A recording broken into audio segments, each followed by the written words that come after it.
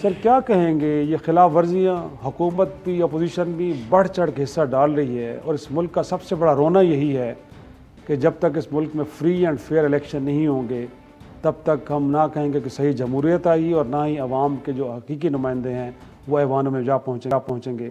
سر اس طرح خلاف ورزیوں کے بعد ہم سمجھیں کہ یہ الیکشن فری اینڈ فیئر ہوگا اور اس کے نتائج کو بھی تسلیم کرنا چاہیے۔ بسم اللہ الرحمن الرحیم۔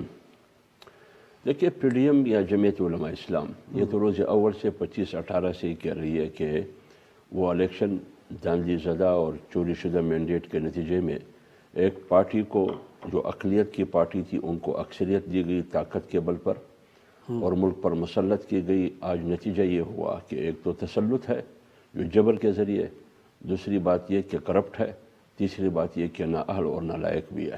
اور یہ میں نہیں کہتا، یہ ٹرانسپیرنسی انٹرنیشنل آپ کے سامنے کہ کرپشن میں اس حکومت کے دورانیے میں اضافہ ہوا ہے۔ ابھی ٹرانسپیرنسی انٹرنیشنل نے سروے جاری کیا ابھی کہ یہ کرپٹ بھی ہے اور نااہل بھی ہے۔ تو پی ڈی ایم کی یا جمعیت علماء اسلام کی سب سے پہلے مولانا صاحب نے بات کی کہ یہ ناجائز بھی ہے، اور آپ دیکھیں گے یہ حکومت نالائق بھی ہے اور نااہل بھی ہے۔ اس کی حکومت کی وجہ سے ملک تباہ ہو جائے گا، یہی صورتحال ہے آج۔ اب آئیے ضابطہ اخلاق پر۔ اب ضابطہ اخلاق یہ ایک دلیل ہے ہمارے اس مدعا کے لیے، اس مدعا کی اس بات کے لیے اپوزیشن کو ایک طرف رکھے۔ بنیادی اصولی فیصلہ یہی ہے کہ ضابطہ اخلاق کو فالو کرنا چاہیے، ان پر عمل ہونا چاہیے، خیال رکھنا چاہیے، خواہ حکومتی پارٹی ہو یا اپوزیشن کی پارٹی ہو، جو بھی پارٹی ہو۔ اصولی فیصلہ یہ ہے۔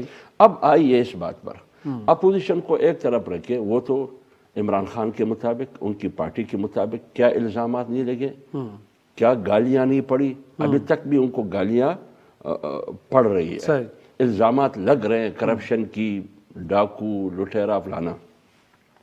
لیکن جو اپنے آپ کو مدینہ کی ریاست کا حکمران کہتے ہیں اور ہر تقریر میں اسلامی فلاحی ریاست کی بات کرتے ہیں، ہر تقریر میں مدینہ کی ریاست کی بات کرتے ہیں، اور لوگوں کو ورغلانے کی کوشش کی جاتی ہے، لوگوں کو اور قوم کو بیوقوف بنانے کی کوشش کرتے ہیں۔ اور رول آف لا، آج بھی آپ نے ان کی تقریر سنی، رول آف لا۔ ملکوں نے جو ترقی کی ہے اس کی بنیادی وجہ ہے کہ وہاں رول آف لا ہے، قانون کی بالادستی ہے۔ تو جب ہے تو آپ خود قانون پہ عمل نہیں کرتے۔ اب آ جائیے الیکشن کمیشن، ایک آزاد الیکشن کمیشن، کیا گالیاں نہیں پڑی؟ جرم کیا تھا اس کا؟ انہوں نے کہا کہ ای وی ایم یا جو انتخابی اصلاحات آپ کر رہے ہیں اوورسیز کے حوالے سے 37 اعتراضات ہیں، ان میں سے 14 آئینی ہے، آئین اور قانون کے حوالے سے، اور باقی یہ ہے۔ لیکن نتیجے میں کیا ہوا؟ کیبنٹ کے وفاقی وزراء نے سینٹ کے اندر ان کو گالیاں دی، دھمکیاں دی، بیک وقت وزراء جو مدینہ کی ریاست کے نام نہاد امیر المومنین، ان کے وزراء، ان کے کیبنٹ کے اراکین نے کیا کہا؟ گالیاں دی، پارلیمنٹ کی توہین کی جو اپر ہاؤس ہے، آئین کی توہین کی، ایک آئینی ادارے کی توہین کی جو الیکشن کمیشن ہے، ایک آئینی ادارے کی سربراہ اور ان کے ممبرز کی توہین کی۔ اب یہ مجھے کہہ رہا ہے کہ میں الیکشن صاف اور شفاف بنانے کے لیے انتخابی اصلاحات کر رہا ہوں، ای وی ایم لا رہا ہوں، اوورسیز کو حق دے رہا ہوں، لیکن خود الیکشن کمیشن نے ان کو خط لکھا۔ مجھے 1 منٹ وقت دے دیں۔ الیکشن کمیشن نے ان کو خط لکھا کہ آپ پشاور نہیں جا سکتے، لیکن اس نے اس تحریر کو پاؤں تلے رون ڈالا، نظر انداز کیا امیر المومنین نے نام نہاد، اور پشاور جا کے علی امین گنڈپور آپ کے سامنے، مبانگ دہل کیا کر رہا ہے، اسد کیسر کی آڈیو آپ کے سامنے۔ یہ تو امیر المومنین کی حکومت ہے۔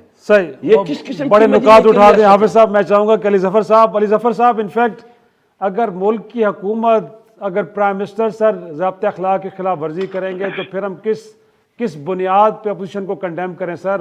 اب تو ان کو بھی حوصلہ ملتا ہے کہ جب ملک کا پرائم منسٹر کر رہا ہے تو پھر اب ہمیں کیوں کہہ رہے ہیں کہ آپ خلاف ورزیاں کر رہے ہیں؟ کیا کہیں گے؟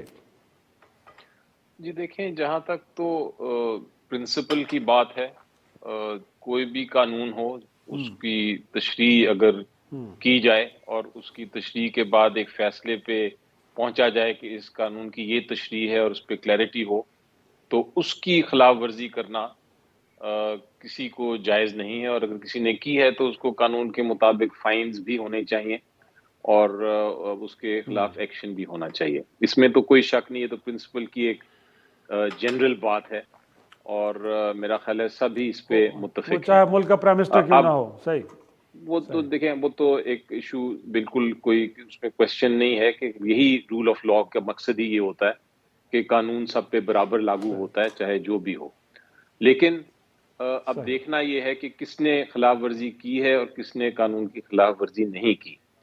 جہاں تک قانون کا تعلق ہے، ایک حکومت ہے، حکومت کا کام کلیئرٹی کے ساتھ کسی پروونس میں بھی پرائم منسٹر صاحب جا سکتے ہیں اور وہ جا کے اپنی جو حکومتی کام ہے وہ کر سکتے ہیں. کیمپین نہیں کر سکتے کسی کے لیے، لیکن اس میں کوئی ممانعت نہیں ہے کہ وہ جا کے تو اپنا جو کاروائی ہے، حکومتی کاروائی ہے یا حکومتی کام ہے، اس میں وہ بالکل حصہ لے سکتے ہیں اور وہ پارٹیسپیٹ کر سکتے ہیں.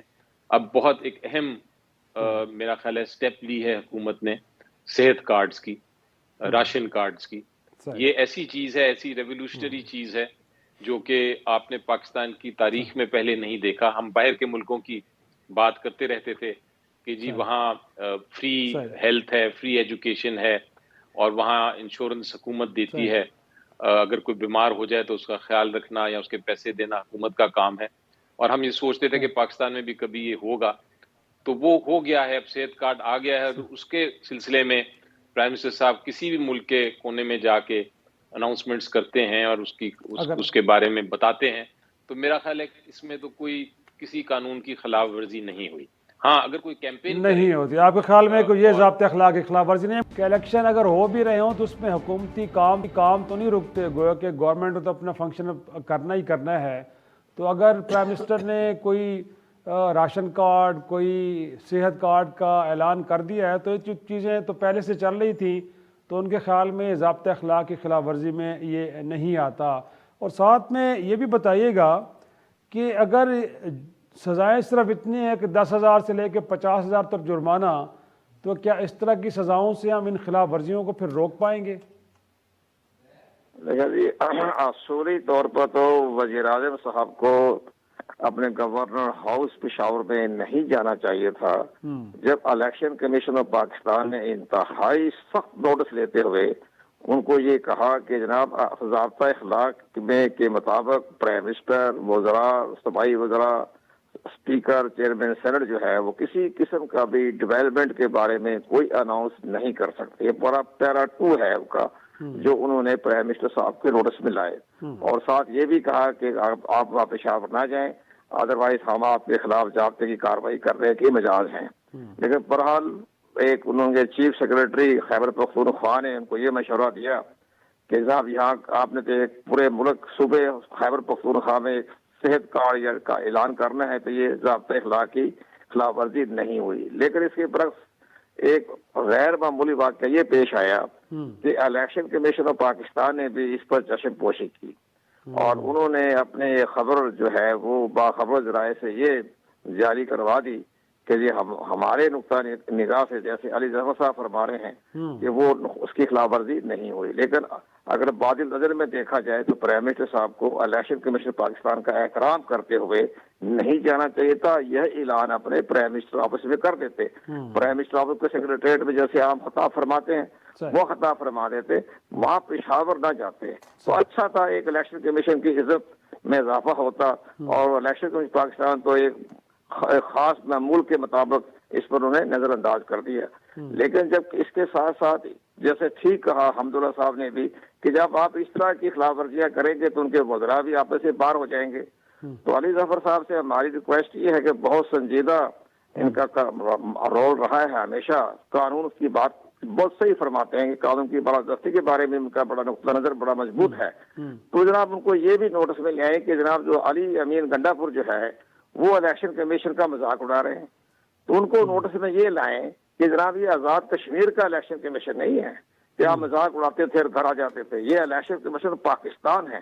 اگر آپ نے اپنا مذاق کا سلسلہ بند نہ کیا تو میرا اپنے ذاتی خیال یہ ناقص رائے یہ ہے کہ پھر الیکشن کمیشن پاکستان کو نااہل قرار دے سکتا ہے. اور سیکشن 34 के तहत जो इलेक्शन एक्ट जो है हमारा 2017 का, उसका 134 जो है वो बड़ा सख्त है, उसमें उनको नाहल भी करार दे सकता है। तो अपनी उनको अली जफर साहब बताएं कि जनाब अपने मिनिस्टरों को कि जनाब जरा एहतियात का दामन हाथ से ना छोड़ें, ये इलेक्शन कमीशन जो 2018 का नहीं है, ये इलेक्शन कमीशन 2021 का है। ऐसी लिहाज से बड़े बड़े अहम फैसले भी कर रहे हैं और बड़ी जोर से फैसला कर रहे हैं। तो जरा इलेक्शन कमीशन की तौकीर तस्दीक ना करें, अगर उन्होंने किया तो एक्शन ले लेंगे। वो दोनों मेंबर जो हैं वो बड़े इस बारे में देख रहे हैं, गौर कर रहे हैं, बाकायदा एग्जामिन कर रहे हैं और अपने सूबाई इलेक्शन कमिश्नरों से रिपोर्टें भी ले रहे हैं कि अली अमीन गंडापुर क्या फरमा रहे हैं। तो ये सारी चीजें उनकी नजरों में है।